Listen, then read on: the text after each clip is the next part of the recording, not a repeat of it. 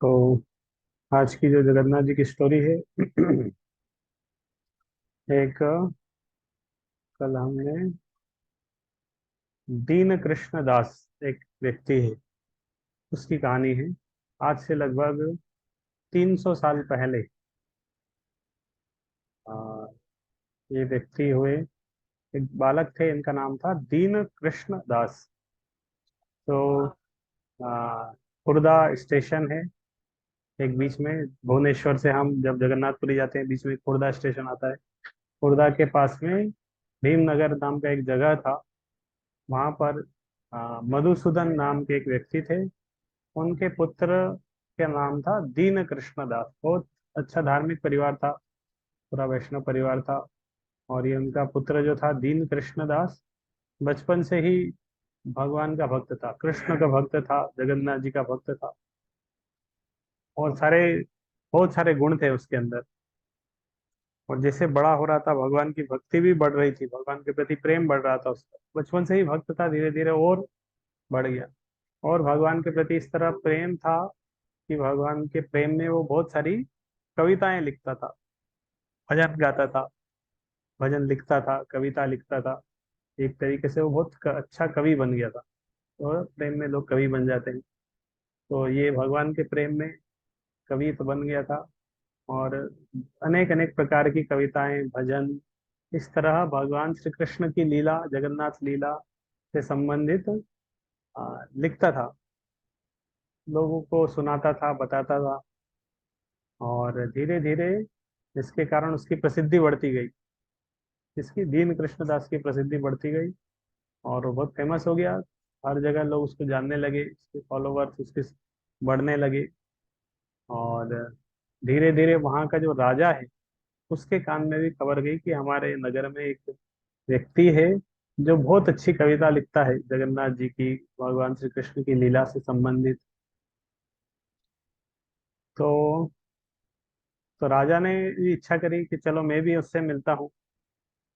तो राजा ने एक बार इसको बुलाया, जो दीन कृष्ण दास है उनको अपनी सभा में बुलाया और उसका बहुत सम्मान किया।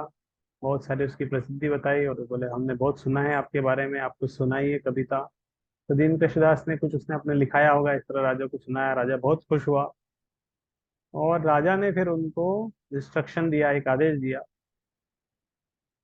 बोले आप ऐसा करिए, आपकी तो जो आपका जो टैलेंट है, आप उससे उससे आप कविता लिखिए। तो आप कविता लिखते हैं। तो बोले, राजा की मन में इच्छा हुई कि चलो मैं भी अपने बारे में कुछ कविता लिखवाता हूँ। तो मेरे बारे में कोई कविता होगी, कुछ कोई कविता होगी मेरे ऊपर। तो सारे सभा के लोग गाएंगे, सारे उसकी प्रजा के लोग राजा के गुणों का बखान करेंगे उस कविता के बारे में। तो ये राजा ने फिर क्या किया, उससे रिक्वेस्ट किया, इंस्ट्रक्शन ही दिया एक तरीके से। बोले मैं तुम्हें बहुत सारा धन दूंगा, तुम क्या करो, तुम मेरे मेरे ऊपर कुछ कविता लिखो, मेरे ऊपर कुछ साहित्य कुछ लिखो, भजन लिखो, कविता लिखो, साहित्य लिखो, मेरे ऊपर कुछ लेख लिखो। तो जो दीन कृष्ण दास है, ये अच्छा कवि था, लिखता था अच्छा। लेकिन वो हर किसी का था, वो भगवान जगन्नाथ के उसका जो प्रेम, जो लिखता था, जो कविता लिखता था, भजन है, वो नेचुरली भगवान के प्रति प्रेम के कारण इस तरह आते थे। अब राजा से तो इतना प्रेम है नहीं, तो राजा के लिए कैसे लिखे। और तो दीन कृष्णदास बहुत दुखी हुआ कि मैं ये राजा के लिए कैसे लिख सकता हूँ। और उसने बोला कि मेरा जो स्किल है, जो आर्ट है, कला है, मैं इसका केवल उपयोग भगवान जगन्नाथ जी के लिए करता हूँ। पर उसने राजा से निवेदन किया कि हे राजा, आप क्षमा करिएगा, आप जो चाहते हैं मैं नहीं कर पाऊंगा, क्योंकि मैं केवल जगन्नाथ जी के लिए इस तरह कर पाता हूँ। बाकी तो मैं कभी लिख नहीं पाता इस तरह। मैं प्रयास करता हूँ लेकिन नहीं लिख पाता हूँ। केवल जगन्नाथ जी के ही जगन्नाथ जी के प्रति मेरे प्रेम के कारण मैं इस तरह कुछ इतना कुछ लिख पाता हूँ, समझा पाता हूँ। लेकिन राजा था, उसको अपना अहंकार था, वो सुन नहीं पाया, वो समझ नहीं पाया उसकी बात को। और राजा चाह रहा था, नहीं नहीं, तुम्हें लिखना पड़ेगा, मेरे ऊपर कुछ लिखो। तो धीरे धीरे ये तो मना करता गया, राजा गुस्सा हो गया। बोले तुम राजा की बात को मना कर रहे हो, तुम हमारी आज्ञा का पालन नहीं कर रहे हो। और और राजा उसको डराने लगा, हम तुम्हें कारागार में डाल देंगे और सजा दे सकते हैं, जंजीरों से बांध देंगे, इस तरह बहुत कुछ राजा ने उसको बोला। लेकिन ये दीन कृष्णदास क्योंकि भगवान का भक्त है, भगवान के चरणों का आश्रय लिया है, तो जो भगवान के चरण का आश्रय लिया है वो भगवान के चरणों को इस तरह बोलते हैं, अभय चरण बोलते हैं। तो भगवान के चरणों का आश्रय लेने से वो अभय फियरलेस हो जाते। तो ये निडर था, तो वो डरा नहीं, राजा इस तरह धमकी दिया तो फिर भी वो मना ही कर दिया, बोले नहीं मैं भगवान के लिए ही केवल लिखूंगा, बाकी मैं किसी व्यक्ति के लिए नहीं लिख सकता। तो राजा क्रोधित हो गया, उसने सैनिकों को बोला अब इसको बंदी बनाओ, इसको जेल में डाल दो। और ये दीन कृष्णदास को सैनिकों ने पकड़ लिया और उसको जेल में डाल दिया। तो ये तो जेल के अंदर भी बैठा वो भगवान की कविता गा रहा था, भजन गा रहा था और भगवान से प्रार्थना कर रहा था। और खुश था वो उस कंडीशन में भी। वो सोच रहा था भगवान जगन्नाथ की कितनी कृपा है, मुझे बाहर के झंझटों से बचा के अभी जेल में रख दिया है, अभी मुझे कोई डिस्टर्ब करने वाला है, यहाँ पे मैं आराम से जगन्नाथ जी का स्मरण कर सकता हूँ, भजन गा सकता हूँ। तो खुश था वो, जगन्नाथ जी से प्रार्थना कर रहा था, भजन गा रहा था अच्छे से कारागार में। और तो भगवान जगन्नाथ तो देख रहे हैं क्या क्या हो रहा है उनके भक्तों के साथ। तो जगन्नाथ राजा के सपने में गए और उसको बहुत डांटा और बोले तुम राजा हो कि भगवान हो, इस तरह इस तरह अपना प्रसिद्धि चाहते हो, अपने लिए कविता लिखवाना चाहते हो। और जब वो मेरा भक्त है, मेरे अलावा किसी का और नहीं लिखता, था तुम क्यों उसे जबरदस्ती कर रहे हो? तुम मेरे भक्तों को इस तरह दंड देने की साहस कैसे हुआ? इस तरह भगवान जगन्नाथ ने राजा को बहुत डांटा।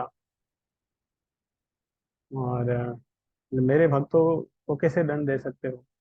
कैसे उसको कारागार में डाला, इस तरह उसको डराया धमकाया। और भगवान ने वार्निंग दिया कि तुम उसको अगर कारागार से अभी मुक्त नहीं किया तो मैं तुम्हें, तुम्हारा पूरा वंश सबका नाश कर दूंगा। इस तरह भगवान जगन्नाथ आके उसको अच्छे से फटकार लगा के गए राजा को। और राजा रात में ही जागा, तुरंत जेल में गया। और वो दीन कृष्ण दास जिसको कारागार में जंजीरों से बांध दिया था वैसे, लेकिन जब वो राजा गया तो देखा उसकी जंजीरें तो छूट गई हैं, वो तो फ्री फ्री घूम रहा है। और राजा जाके उससे क्षमा मांगा, प्रणाम किया उसको। और राजा उस समझ गया था भगवान जगन्नाथ का कितना बड़ा भक्त है, तो उसे बहुत सारा धन भी दिया राजा ने। और इस तरह फिर उसको मुक्त कर दिया। तो ये एक प्रकार के दीन कृष्ण दास भगवान के इस तरह भक्त थे। और बहुत सारे इस तरह उन्होंने भजन कविता वगैरह लिखा है। ये वही हरे कृष्ण मंत्र का जप करते थे, ये हरे कृष्ण मंत्र का जप करते थे। और भगवान भगवान के नाम की महिमा के ऊपर भी उन्होंने एक ग्रंथ लिखा, उसका नाम था राम नाम रत्न गीता।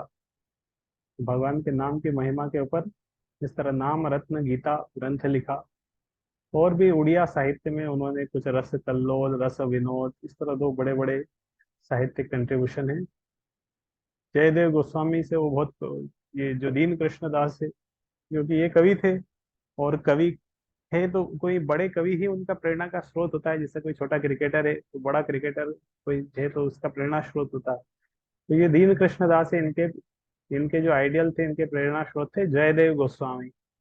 जय गुरुदेव गोस्वामी जिनके बारे में हमने अभी चर्चा किया, किस तरह उनका गीत गोविंद भगवान जगन्नाथ सुनने के लिए जाया करते थे।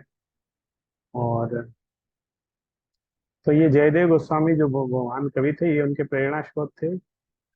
और इस तरह उन्होंने उड़ीसा में दीन कृष्ण दास ने बहुत सारे भजन वगैरह लिखे। आज भी बहुत जगह उड़िया में इस तरह वो दीन कृष्ण दास के जो भजन है, गीत वगैरह गाए जाते हैं। तो इस तरह दीन कृष्ण दास का एक स्टोरी है जो हमने चर्चा किया। हरे कृष्ण।